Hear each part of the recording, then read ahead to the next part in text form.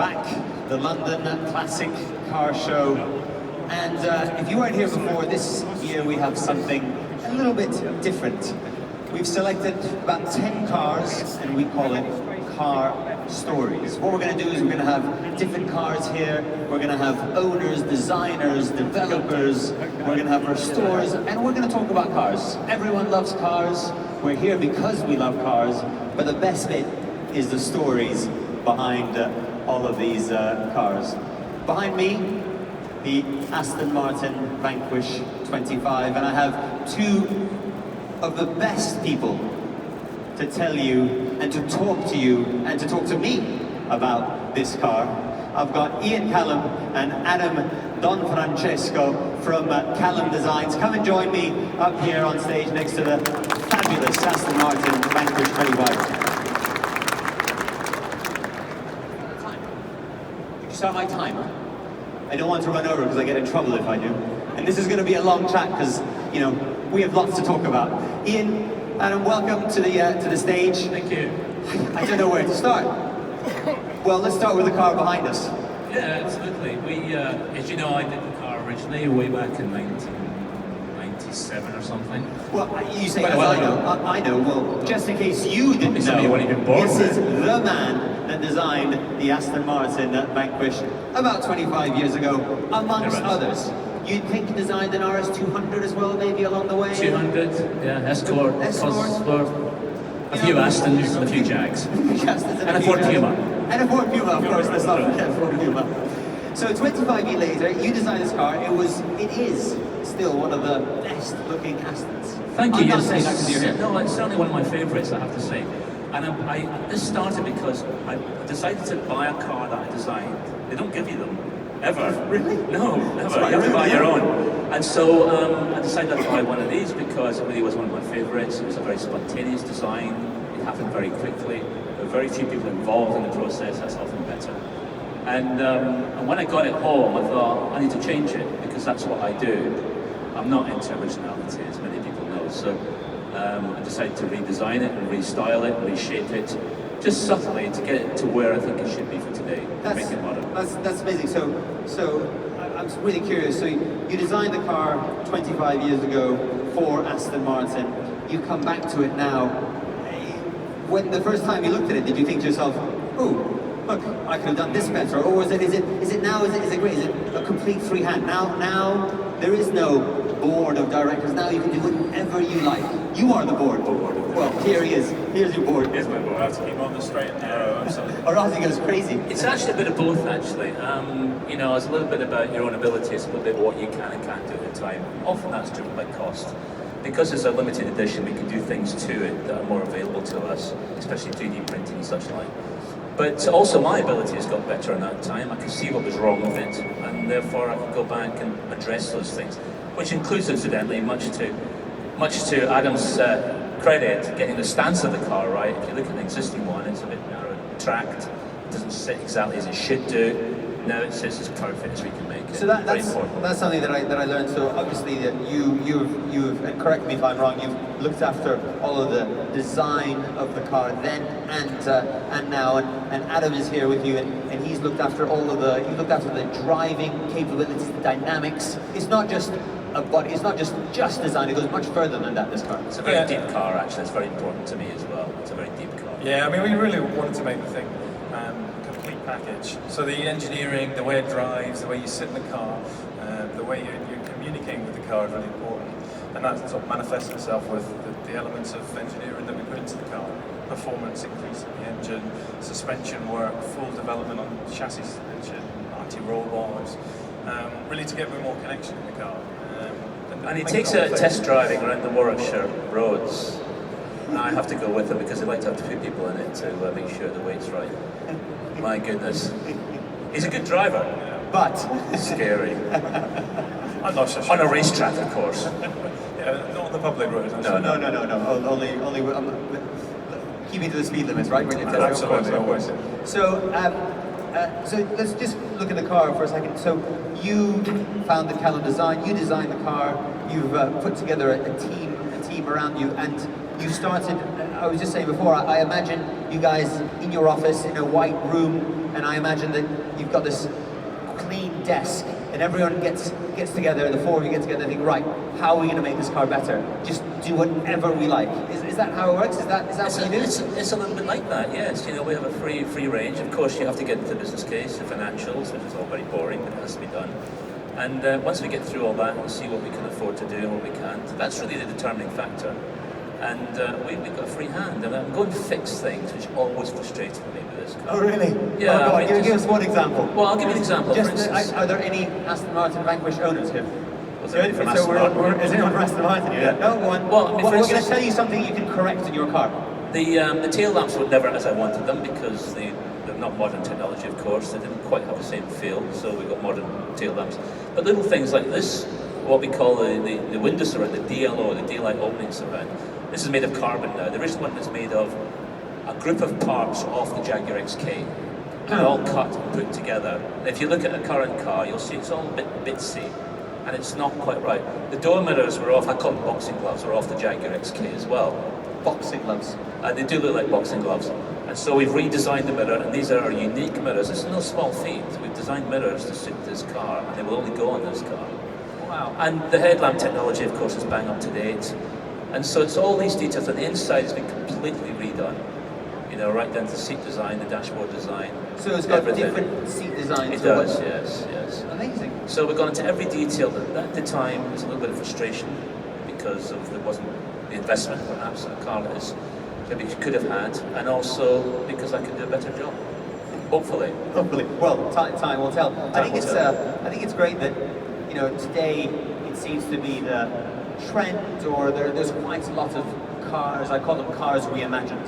Whether it's a 911 we talked about before, whether it's a 911 Singer, or Alcoholics have done a GTA R.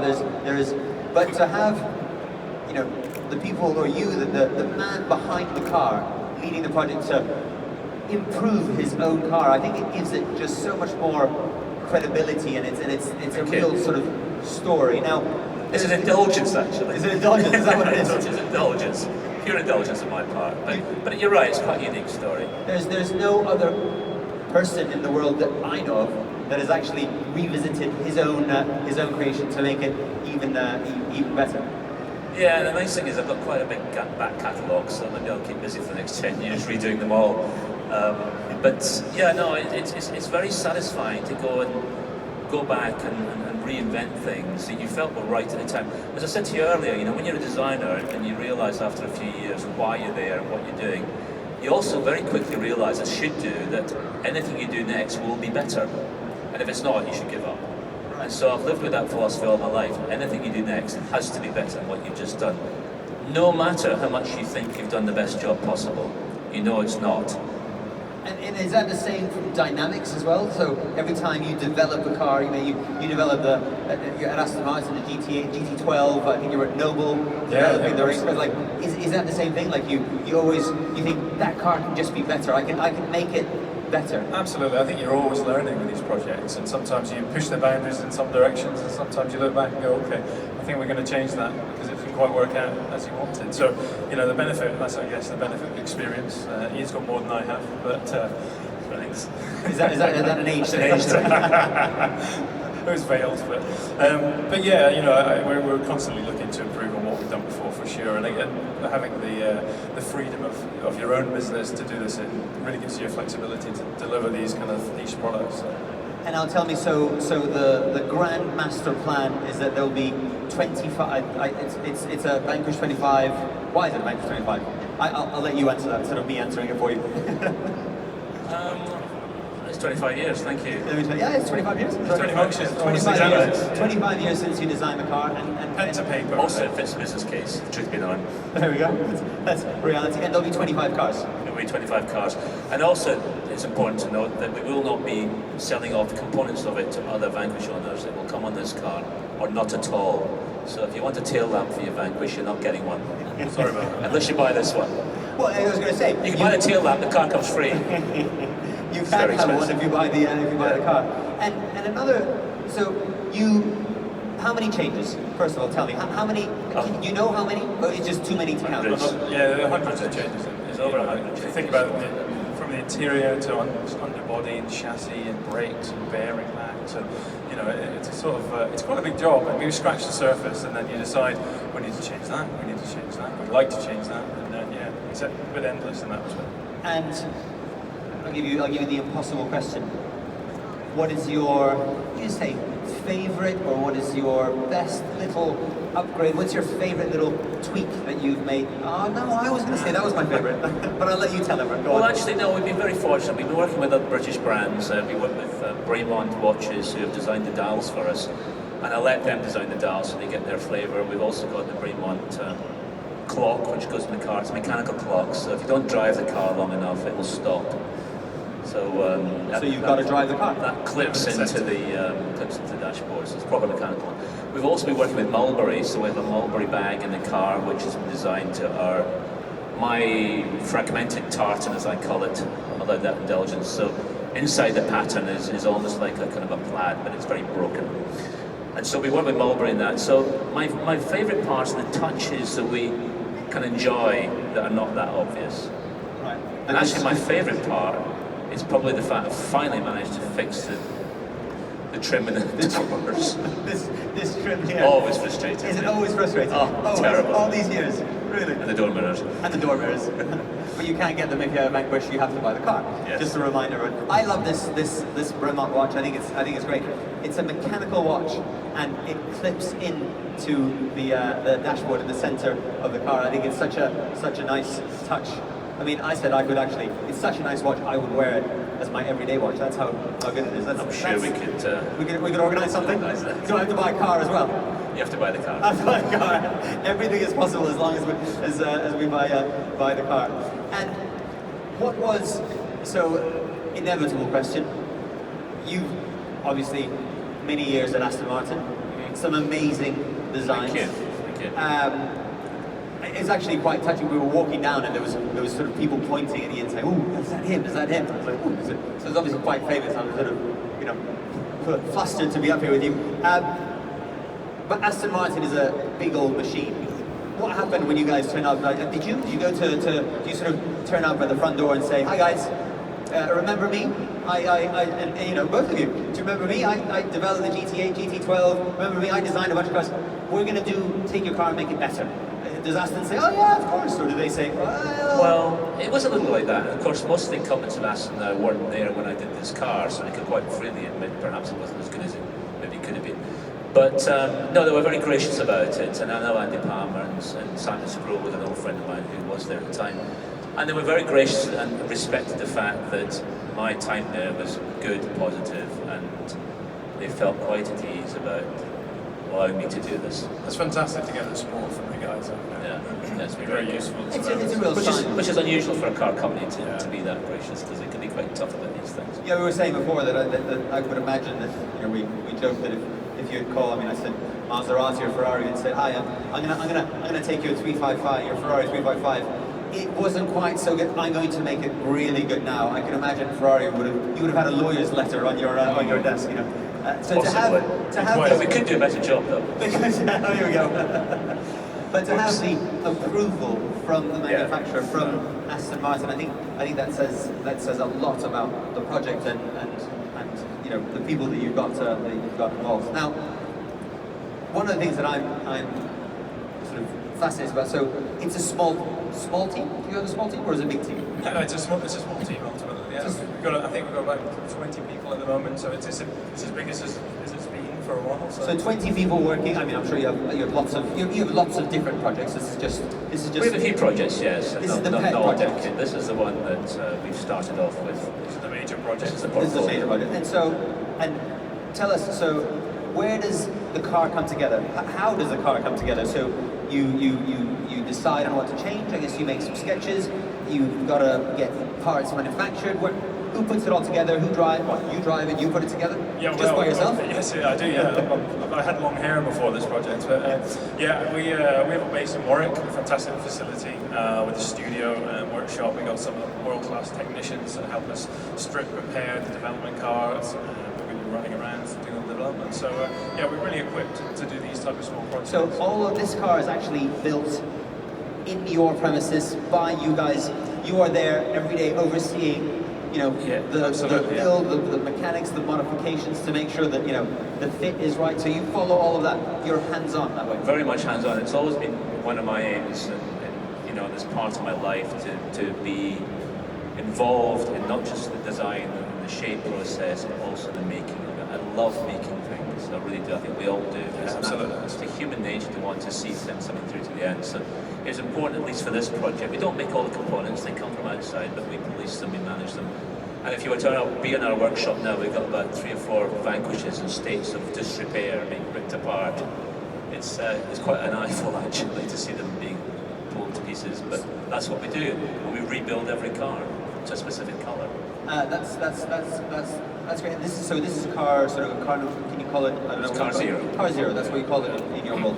And when I come and order my new Vanquish 25, I come and see you. And am I allowed to have my colour, or am I what, like? Is it? How does it Whatever work? you want, sir. Whatever you want. As long as Ian agrees with it. As long as Ian agrees. I mean, can you imagine going to one of Fluorescent pink, one of the I might best say, designers in the world and say, actually, I think you haven't done this quite right. Can you imagine? Does that work? I can take that. Yeah, to a point. Somebody has asked for different door handles, which is fine. Really? We may try and accommodate them. Of course, it's going to cost a bit more money, but you know, we'll accommodate what people want within reason. Right. But every car will be unique. So every car is going to be different. Well, in terms of colour, in terms of trim choice, in terms of what people want, in terms of finishes. You can see there's 2 different wheel finishes here. We've actually got 3 available. But you know, people are paying good money for this. They should get what they actually want, as long as I feel comfortable with it. If I don't feel comfortable with it, I will say so. I won't sign it. You won't sign it. But you won't sign it. If that's worth anything, I don't know. Yeah. I mean, part of the thing that we can offer being a small team is, you know, access to Ian. You can come and hang out, see a car being built, you know, discussion with the team. You can see it at every stage, and I think that's quite unique, really, these days. Yeah, I think you're right. I think there's you know, coming from the collector car world, I see how many of collectors, you know, it's akin to a restoration. You like to go and follow your car. It's your car in build. Yeah, absolutely. And to me, to be able to, you know, I think it's invaluable to be able to come and order, buy, spec a car, and come and talk to you about how does it drive and the dynamics, and if, you know, if there's different things, talk to you about the design and how it should be. I don't think you can get that in any other company. Yeah, absolutely. I think we want to try and put the fun back into it. You know, sometimes it can be a bit clinical and humorless, and certainly the industry in some areas. Yeah, absolutely. And so, put a bit of fun into it. You know, in a relaxed environment. I think that's quite key, really, what we do. And are there other projects after this? Are there greater plans? Are there more ideas from Callum Design? Are there where do you stop? Where do you go? What's happening? The problem we've got at the moment is refining those plans into things that are credible from another number of areas, commercial or otherwise. And, you know, ideas aren't the problem. It's putting them into focus, I think. But it's all good. Yeah, we're gaining credibility within the industry and within the clients, and getting to know who these potential clients are. And they're worldwide. You know, our biggest market for this car is probably going to be the US, actually. And so once people get to know what we're doing, how we're doing it, then that hopefully will build to a bigger portfolio in the future. It's a very organic process. I think any design business or any business should have a clear objective. Our clear objective is just to get better each time. We started off with this project deliberately because we can manage this. We know we can manage this. We understand every component, every part. The next project will be bigger. I can't say quite what it is yet. Oh, go on. No. Oh, almost. You looked panicked there. Don't say anything. Cut the mic. Cut the mic. Go on, we're having a nice time. We'll be fine, Adam. Yeah. I'll tell you the bar later. All right. But you know, it'll be a bit bigger, and then slowly and surely we'll grow in the stature of the amount of work involved. Unfortunately, because of who we are and how we've worked through the last 20, 30, 40 years, we do really understand this stuff and how it's made and where it can be done. And the great thing about being in the Midlands of the UK and Midlands of England is that you can get anything done there. Unlike anywhere else in the world, 50-mile radius, we can get anything done. It's an amazing place. It's fantastic. So the made in England is a strong. Yeah, so it's two Scotsmen. I was going to say, for two Scotsmen, we'll keep it Britain for the moment, will we? We both live in England. And so. Yeah, but made in England is very important. Made in Britain is important. It's part of what you guys do. It's part of what you guys absolutely, want to focus on. Let's say. We really do, yes, because there's a huge amount of talent, a huge amount of ability in this country, and it's good. We are good at this stuff. We must. I mean, just overall, UK is brilliant at this sort of stuff, and we've got to really nurture it. And also, I want to bring. I'm going to get my hobby horse now, but design is such a powerful tool, and I think we've got to get that stuff into education schools, how powerful this is. Okay, this is a little bit indulgent, but design generally is so important to the schooling, the education at a very, very young level. And I wish some of our politicians would understand that a bit more. I won't say any more than that, but it's so important. It sounds like this is maybe this is a little bit of a indulgent project, but design is really your passion. It's where you guys. That's your focus. You just love design, right?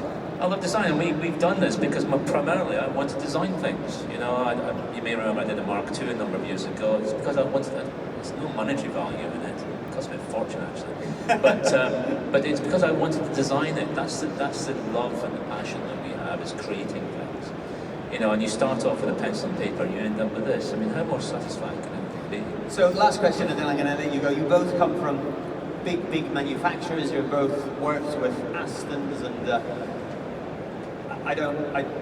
I would only imagine that now to be able to be a small team and a piece of paper and a pen and design because you love design, it must be the best thing in the world. It must be like it's freedom. It must be like how I can fix this profile. I can do it. Yeah, well, I think for the first little while we sort of came up with certain decisions, and we looked at each other and we went, "That's that decision made then." And it's a bit of a revelation, isn't it, that you really can do stuff that quickly and be that flexible. So yeah, absolutely, we're still really enjoying that. Yeah, we are enjoying it, but on the other hand, we're a small business. We have to do everything ourselves. I've had a PA for the last 30 years. I've got to book my own flights now. Get my own train tickets. It's hard work for somebody like me. I'd rather design a car, much easier. But seriously, you're a small car company, a small business rather, and so getting what was so easy to get done before, and pick up a phone or send an email, now takes a lot more effort to make sure everything's in line. So the little jobs become bigger, but at least we have the freedom to decide to do it. Yes. I don't know what you think, but to me, to hear that you don't have a PA and you've got to do it yourself, to me it makes the car even more special, and I feel like it's got it's your actual humanity time. in it. It's not just the board at Aston. Well, thank you so much for your time, Adam, Ian, from Callum Design. Your car is, I think, absolutely magnificent. I'm sure that you all agree, and thank you for your stories about the Vanquish 25. Thank you so much.